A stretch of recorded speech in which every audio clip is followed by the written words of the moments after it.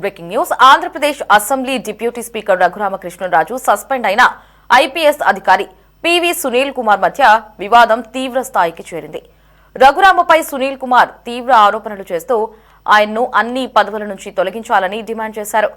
దీనికి ప్రతిగా తనపై తప్పుడు ఆరోపణలు చేస్తున్న సునీల్ కుమార్ ను సర్వీస్ నుంచి డిస్మిస్ చేయాలంటూ రఘురామ డీజీపీకి ఫిర్యాదు చేశారు.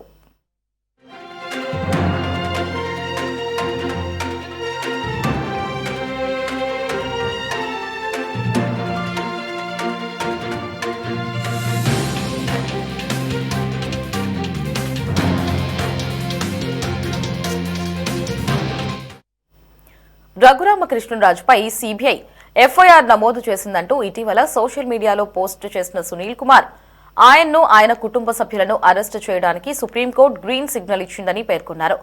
డిప్యూటీ స్పీకర్ హోదాలో ఉన్న వ్యక్తి అరెస్ట్ అయితే అది రాష్ట్రానికే తలంపులని, అమరావతి బ్రాండ్ ఇమేజ్ దెబ్బతింటుందని తెలిపారు. ముఖ్యమంత్రి, ఉప ముఖ్యమంత్రి నారా లోకేష్ కష్టపడి తెస్తున్న పెట్టుబడులు వెనక్కిపోయే ప్రమాదముందని ఆయన అభిప్రాయపడ్డారు.